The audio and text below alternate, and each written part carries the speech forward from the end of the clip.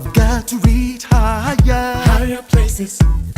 Use me, Lord, cause me to soar sky high. No giving up, No giving up, no turning back, no turning back. I'm pressing on the upward way. Every day, Help me make it, Lord. the only way I can take it, yeah. Lord, I pray to be strong. stronger and stronger, no fading out. No, I'm standing out, yeah. I'm pressing on the upper way. We've come this far, We come this far, moving and forward, we're moving forward. marching on. We're marching on. We're singing our Oh, colors. give me some more. Heads up high, High, I laid all shut down. The chains are loose, yeah. and we break away. We're coming up the higher ground. On this mission, with a Brand new vision, brand new vision. step by step. Step by step, We're going places. going places. Mr. Pharaoh, don't mess about with us. Hey, you had us for long. It's time to let go. You better let You better let God's people go. I say go. Hey, higher, deeper, stronger, wiser, better, not beater. It's not negotiable. Like you did for Paul, you do for us all. I'm a sinner saved by grace. Been in the faith for a while. I think I'm working towards becoming a theologian apologist. The music and arts is just part of me. I didn't choose music, music chose me. Music comes to me like an energy form, and until it's out of me, I'm not free. And by God's grace, I've served under some great men of God, and one of the most outstanding ones is my father, Reverend Kingsley KT Apieche. I love you so much. Good morning, Dad. Good evening or good afternoon, wherever you are, and Mom as well, and the entire TBC family. This is your boy, Clarion Clarkewoode. I'm back here again. Great. So let's talk about your childhood life, growing up. How was it like? I was an outcast. I was one that you wouldn't want to have around you. I remember growing up in where I grew up in Ghana, and there's this elderly soldier man. He was about passing away. He was the only one who believed in me. He would always tell me, "You're going to be great." But none of the people in the community where I grew up would want to associate with me, because I was that child who would not fit the box, who would be always in trouble, causing trouble. But behind all the trouble, I realized now it was just a facade. I had a very soft side to me. I wanted to be the hunter who goes to hunt and bring the kill to the people. So I had that soft side in me as well. So I wasn't surprised when God called me into ministry. Apart from my primary school education, where I had to be under strict discipline from my mom, who was, I called her Margaret Thatcher, because she's Margaret. She was tough on us, and she wouldn't compromise. Education was non-negotiable. You had to do it. And God's grace, I had some brains for books and stuff like that. But then the arts and other things and waywardness and other things, got me sometimes. But you know what? 2 weeks to exams, I'll sit down and get my books, and by God's grace, I'll be among the top. And the same thing happened when I was at UST. I think I spent about 20 minutes of the time, 4 years I had to spend in UST. I was on mission field preaching the gospel, setting up churches and branches and stuff like that. But during exams week, I'll sit down 2 weeks, I'll be able to do something good. Commercially, I did start from after Form 3 or Form 5. But it's been a long journey coming to this place. You see, patience is a prerequisite for anybody who will travel this road. It's a very lonely road. It's a very tiring road. You have every occasion to give up. The reason is that there are no sponsors. You have to self-sponsor. You have to work and pay for it, blah, blah. So commercially, I've always wanted to get out there, not because of fame, but because I believe I had something that would be a blessing to the world. I wrote a song whilst back in TBC, Into Your Throne Room. It did so well. It's still doing well and blah, blah, blah. But it took me 12 years to publish it. Wow. You see, it took me 12 years to publish it because funding is not there. You have people supporting you emotionally, mentally, and then they love it. But then what goes into production, for me, is herculean. It's a big financial support that goes into it. And also, you see, I believe in timing. Apart from the finances, timing. In fact, the timing comes first before the finances. Because I believe that there's the anointment time and the appointment time. David was anointed, but he wasn't yet appointed. So when God gives me songs, it is the anointed time. I've received it. But then it has to come to the appointed time for me to release it. There's an appointed time to release everything. So in that 12 years, I learned the process. And many times I had the edge. Within that 12 years, I recorded many other songs that never came out as well. Wow. Yeah, many other songs. I've got a pool of songs I recorded. And one, maybe I'll have to give some to other people to sing. You know? But there's always that time where we have to be sensitive. You see, this music journey is all about reference and revelation. And true worship is rooted in these two words. Your reference, your experiences, the things you've seen, blah, blah, blah, and the revelation of what you... But sometimes we are stuck between a revelation and our expectation. So sometimes God will give you a song, and the song, you have the edge, you want to get it out now by your expectation, your reality. You don't have the means, the time, the resources. And I believe that when the time is right, like Paulo Coelho said in his book, The Alchemist, even nature conspires to favor you when the time is right. Even nature conspires. So I think one of the things that has also kept me on the journey going is that understanding that there's a time for everything.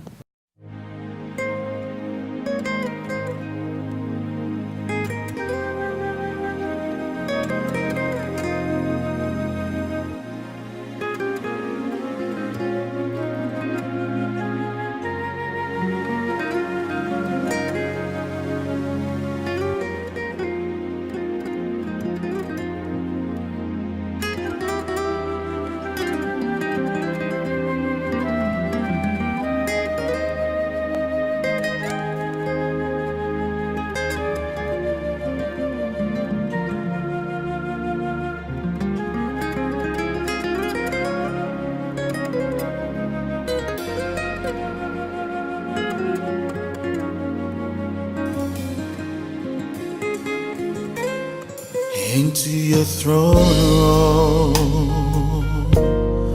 I come. Into your throne room I come. Stepping behind the veil,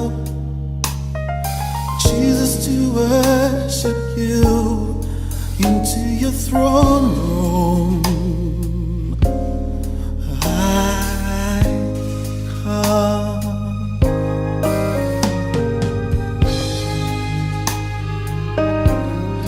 Into your throne room I come. Into your throne room. Into your throne room I stepping behind the veil, Jesus, to worship you. Into your throne room I come. Stepping behind the veil, Jesus, to worship you. Into your throne room, Lord, I come. Before your throne I worship you, my King. Before your throne I worship you. Into Your Throne is part of the whole album of 10 songs. The title of the album is The Altar of Worship. Yeah, but Into Your Throne is the one I chose to promote, also because that was the appointment time for that song to come out. So let's talk about how that song came about. I come from a heavily idol worshipping background family. I know most people from Africa will say that, but I know what I'm talking about. So after coming to be found of the Lord and walking this Christian faith, with all the struggles, all the imperfections I saw in me, it became a challenge. I had constant accusing voices in my head before and after I led worship, even in Trinity. I'll hear things like you're fake, you're a sinner, you're doing that, you've done drugs, you've done women, and you go and stand there and lead worship, blah, blah. So before and after I lead worship, I have this constant accusing voices that led me into so many things to try to knock off those voices, and they wouldn't leave me. And then after one Easter Sunday, after leading worship, same in Trinity, I can never forget Trinity Baptist Church. I walked up, because I was living just up the road, number 212 Beulah Hill. So I was walking up and I was depressed, I was down, but people didn't know what I was, the struggle inside I was facing. So I walked up, laid down on my bed, and I had some alcohol ready to just drown and just make sure I knock off these voices, And as I lay down, whether it was a trance or it was a vision, I saw an angel walk me into rooms. Anytime I remember this experience, it makes me emotional. But I saw this angel carry me and walk me through rooms, and in every room I saw people from all nations. And I saw all types of character flaws in human beings. And I saw the angel walk them. So once they believed where the angel was taking them to. And then the final place I saw a curtain, and it was like a curtain made of blood, and the curtain parted, and then I saw what I believe was a theophanic, in theology, a theophanic expression, what I will call God come embrace and say, look, this blood has spoken for you. The blood has made way for you. Wow. Come as you are. You are a work in progress. From that very moment, those accusing voices broke off me, and that experience became a song. People did not know, but that was Into Your Throne Room is, the lyrics, everything is like the musical version of the video I saw in my spirit.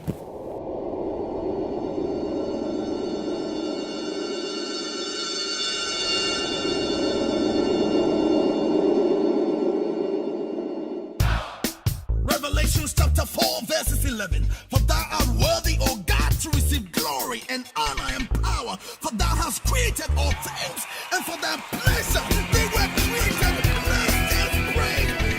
When I see the finish line, praise God. Break walls to the concert hall, praise God. Boredom to the throne room, praise God. Yeah. Let all the people praise. Black and white, young and old, praise God. Rich or poor, short or tall, praise God. Till the ends of the earth, praise God. Sing, shouting, hallelujah, praise.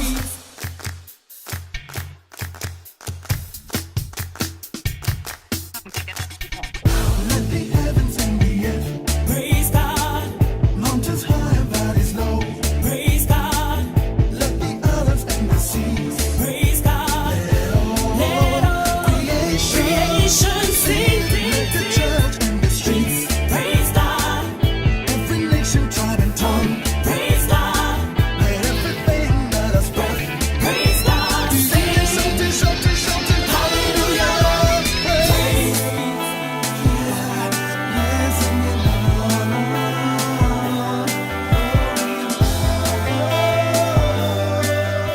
Worthy, you are worthy is you see, when I look at the way I receive songs, I don't say I'm a songwriter, I receive songs. God downloads them into our spirit and then we transcribe. Okay. The way I receive songs is in three main groups. One is I observe wisdom crying on the street. Everyday events, things that go on, I observe them and I write into the prevailing culture, what I find and stuff like that. The second part is other type. The third one, that's the category of the Into Your Throne, where an angel picks a song or have an experience that blah, blah, blah. But all the songs I write, they are all undergirded by my experience of pain. Okay, so worthy is my observation of how the world now, the postmodern world, how postmodernity is trying to stifle the name Jesus.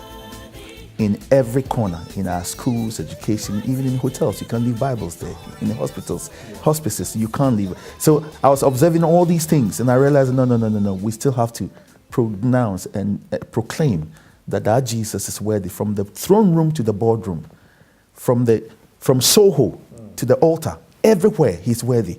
So wherever we find ourselves, in every whatever profession, let us stand as ambassadors declaring that our Jesus is worthy, because he is worthy. This year I was in Ghana to visit my mom, who in the past has been unwell.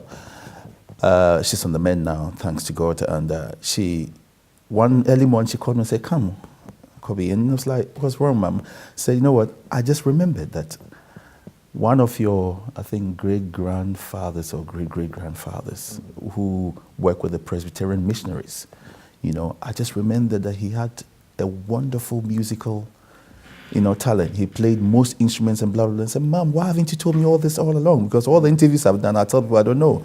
So just this year, I got to know that there's a great-great-great-grandfather who was into music, and he worked with the Presbyterian missionaries in the translation of the scriptures and making music and stuff like that. So I wish I saw him, but then there's no chance. Yeah. So that's the only reference I have.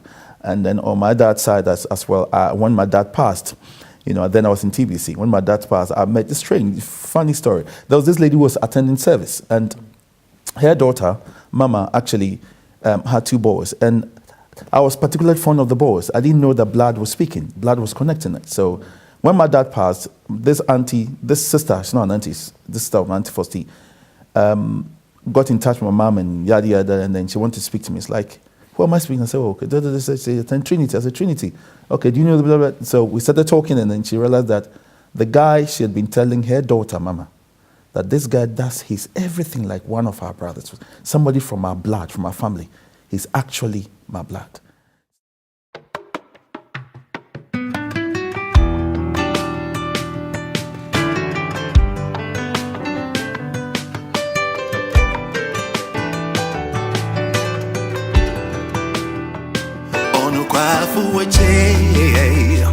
Me the washing so what would you do me?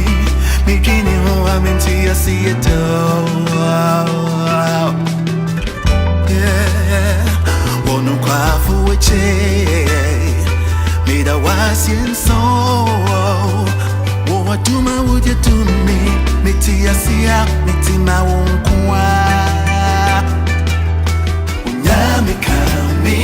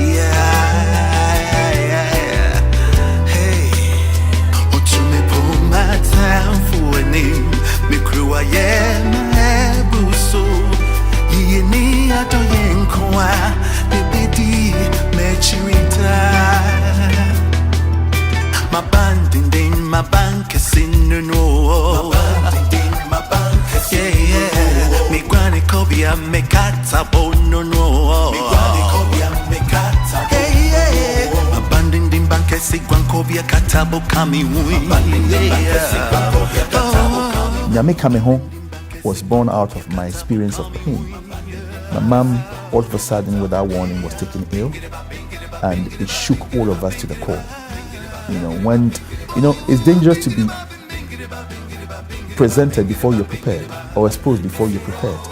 It was like this. It came unannounced, and panic buttons and everywhere. We didn't have a clue. Nothing like that ever happened in the family. We had no one to fall on to share with us the experience. So I was looking at Mom. I was maturing. I was trying to massage my emotions and trying to be a man. But inside of me, I was saying, God is with us. God is with us. What actually inspires you when you're writing music? Pain, like I said. Pain either before the song is written or during the song, or at the time the song is being written or after. I believe pain is a beautiful feel. And we don't like pain as human beings. I don't like it either. But that is the process through which great things are unleashed.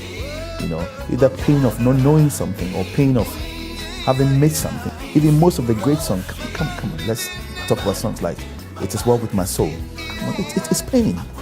You know, and anything that's born out of pain. I like the scripture in Revelation said, He was slain to receive. To be slain is painful. God had to experience, quote unquote, some pain. Tell us how we can reach you on social media. All my social media handles, Clarion Clarkewoode. Clarion Clarkewoode is a long name, but it's simple. Clarion Clarkewoode, and you'll find me there. Right. So finally, tell us about your new track, Bupe. Bupe again is a proclamation and an affirmation of my absolute confidence in the person and character of Jesus Christ. Bupe in Ghana, one of the languages in Ghana, means you alone or only you. And as I look into my life, I find out every day that no one can save me like He does. No one can love me like He does. No one can forgive me like He does. No one can keep looking out for me like He does. No one can do me like He does me. Right. So He's in a class all by Himself. You know, He's beyond comparison. You know, so when I sing about Bupe, it's also rooted in my personal experiences that I've had with Him. Even in the healing of my mom, bring my mom back to life and she's well now and all of that stuff. You know that it's only Lepe, Bupe. He alone can do the things He does.